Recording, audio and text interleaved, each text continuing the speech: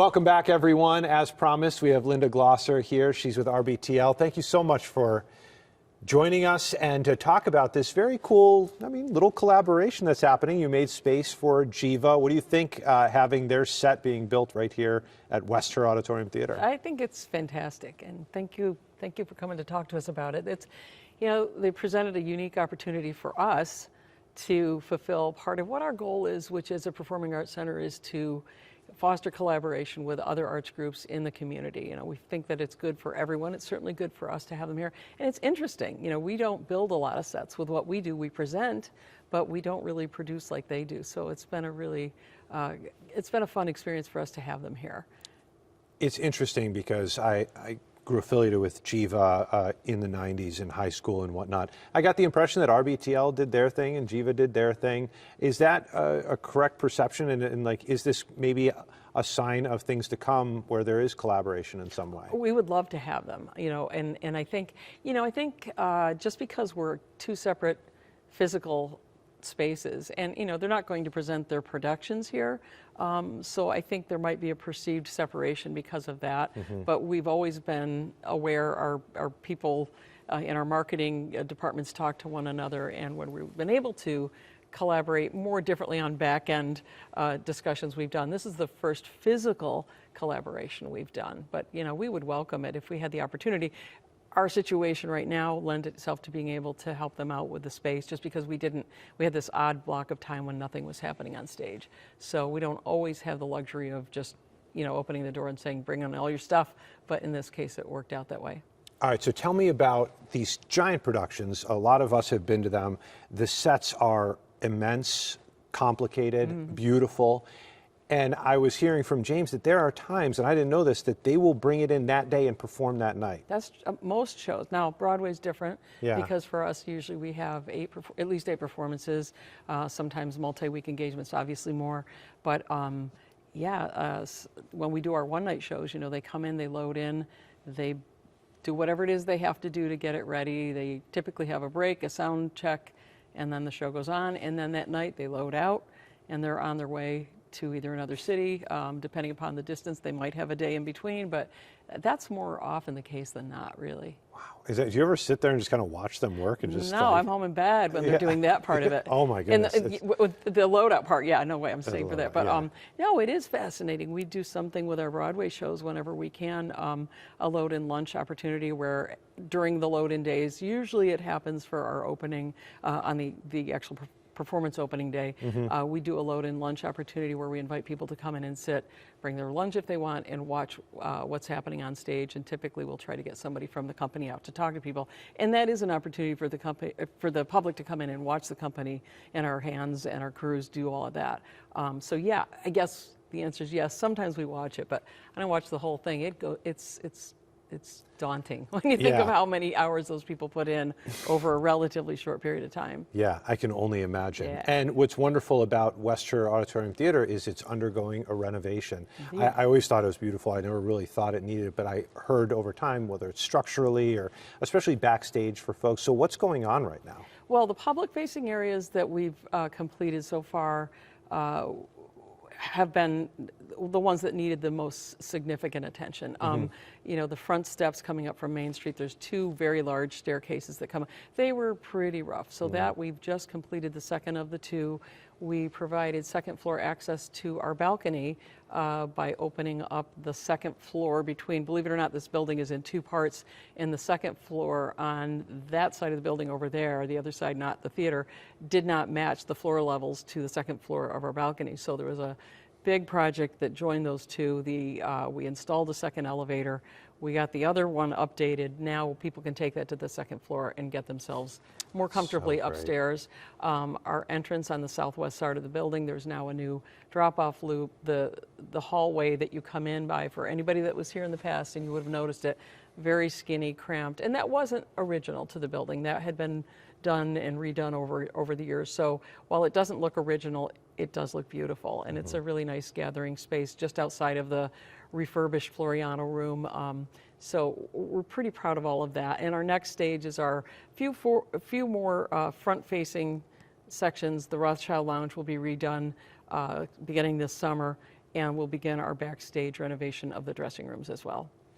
It's going to sparkle, and it's already kind of a lot for a lot of people. There's a lot of nostalgia attached to it, and you Yes. keep the heart of the facility while making it more accessible to more people, which is, I guess, the wonderful point about this. And you yourself have been here for almost 4 decades. What has it been like to be part of something that a lot of people consider magical? I mean, do you still get that when you walk in? Yes, I do. Believe it or not, I do. I love being in this theater, in the house itself. It's interesting and historic. And I do think of the people, and just think of the thousands of people who have been here over the years. It's a place that is, I think it's a living, breathing thing on its own. And so it really, to put new life into spaces that were not used for a lot of years, and to let the public come in and be part of that, it's truly exciting, and still honor the tradition of what the Masons who built this place intended to still exist or coincide with the new portions. It's thrilling, and it truly is, and I know I share that feeling with all of my colleagues that I work with. There's other people who've been here longer than me, a few of them, and we all are very excited to be part of it. I'll put you on the spot, and if you don't know, it's fine. I'm just kind of now very curious. When was this built? When did 1920, excuse me, construction started, I think it was 1922. Yeah. But was completed in 1930, and our goal is to complete our renovations by 100 years from that date. Oh, that would be 2030. perfect. That would We'll be see. poetic, yeah. But I mean, it's just so grand. I mean, look at this. I mean, is there a history to how they made this? And I don't know. I mean, I can't imagine how they did these. I mean, I know they would have done molds for some of this work, but I can't really pretend to know. Oh, it's incredible. You're saying the organ, which by the way is there Yeah. for a performance, the pipes are... They're back in behind here and up here. Yeah. You can't really obviously see any of them, but this organ originally was part of a theater downtown, and then was brought here quite a number of decades ago. But the Rochester Theater Organ Society folks are in here often. They in fact have a concert this weekend on Sunday, and it's nice because at some points, in fact, going back to the Geva connection, they've been on stage working on the set. The organ folks have been out here practicing, so it feels like, again, a real living, breathing place with lots going on. Yeah. And it's not that you're missing something, but when you have them come in with their own sets, these touring groups, these touring performances, they come in, they come out, but you do sometimes think of the theater company with the hammering and the practicing, and to hear the buzz of the practice, it just probably brings it alive. It does. It really does. And with the renovation too, speaking with Arnie Rothschild, who's played a huge role for RBTL and Auditorium Theater for years, he was saying that there are now rooms that there's going to be a lot of creativity in what goes forward, what's involved in some of the space, the creative space that's being created. Yeah, I think there's other spaces, other theaters, much smaller than this.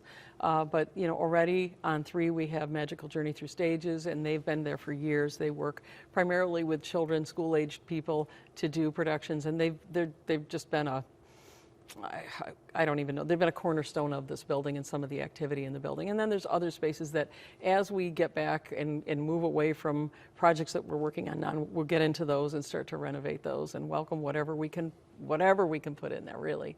Yeah, and we've got Wicked coming up, which Yes. people are very excited That about. opens February 18th, so just a minute away. So and that'll be here for 2 weeks, and that's exciting, and it's a lot of people know it because they know the show or they know the movie. Yeah. But it's a terrific one to have here this year as we start to reopen and get people in here that maybe have never been and seen it before. Yeah, and I want to just emphasize the quality of the cast for these shows is just remarkable. I never got a chance to see Hamilton in Broadway, and I came here to see it. I'm going back maybe 6 or 7 years, and it blew me away. Yeah. I came in, I wanted to be the contrarian, like, it's not that great. No, it's that good. It was that good, and the quality of the cast was just incredible. So if you've seen it, please, I'm sure you don't have to tell a lot of Wicked fans that they can see it again, because it's going to get, they'll see something new about it. After Wicked, what are we looking at? I mean, for that as we move towards the summer? We have a show called Kimberly Akimbo, which is new to some people. That's just Broadway. We have a few one-night shows that will happen, a couple comedy shows, but our Broadway season being, of course, the ones that bring in the biggest bulk of our audience. Beautiful Noise, which is the Neil Diamond musical, which is going to be terrific for us as well. Suffs, we have that ending the season for us. And then somewhere in between all of that, we will do a season announcement for next year as well, and we hope people will tune in to hear what that is. Oh, I can't wait. Do you feel like the popularity of Broadway has skyrocketed over the last 10, 15 years? Just, not just the prices, but just the talk and everything like that. Has that filtered into RBTL as well? Have you noticed an uptick in interest in these shows? I think it is interesting because, I would say yes, but that's kind of a blanket. Hamilton, we can in no small part credit for bringing in younger audiences, but there's always been the massive shows like Lion King and Wicked that will bring in people that might not otherwise be Broadway people, but a lot of times we find people, once you get them in and they think, oh, I've never been here, I didn't know this existed, it's a way to build on your audiences. But I think so. We look around and we carefully try to assess who's here now, who's here, and it's a different audience than it was. Again, as you mentioned, I've been here many years, and not to call you out. No, it's okay. but from when I was, much younger, it was a different audience than it is now, and I love the fact that we see, we see everybody here for something, and I hate that overused term that we have something for everyone, but I do feel like if you look at what we've got, I think we do. Yeah, I remember the Lion King was here. I think my wife was pregnant at the time, and we thought maybe just the music, and so you had the giraffes coming down the aisle and Isn't that everything. crazy? It was amazing. Yes. Just an incredible production. I think it speaks, as we started the conversation, talking about the magic of the place. This is magic that you pass down for generations, and something that you continue to do with your parents and then do with your kids. That's and your right. kids do. And I'm just so grateful that you and your team have continued to keep this place alive in what it is. Well, thank you for talking to us about it. We appreciate it, and it's a labor of love for all of us, I know. Yeah, So, you can thank you. tell. All right, Linda Glosser with RBTL, which is housed here in the beautiful Westhura Auditorium Theater, and it's getting more and more beautiful by the day with the renovation, so we're excited to see what it looks like on its 100th anniversary. Also, so exciting to talk about even the small relationship that's formed here between Geva and RBTL, two of the greats in the region. Thank you so much for watching this episode of Adam Interviews. Remember to get the Rochester First app for your friends and family so they can enjoy not just the newscast if they can't catch it on broadcast on their regular TV, but also all of this extra stuff that we're doing, going in depth, things that you really can't get within a regular newscast. So thank you again for watching. We will see you back here on Monday. Get the Rochester First streaming app today for everything you love from News 8 On Demand, plus exclusive shows you won't see anywhere else. Search ROC and download for free on Roku, Amazon Fire, and Apple TV.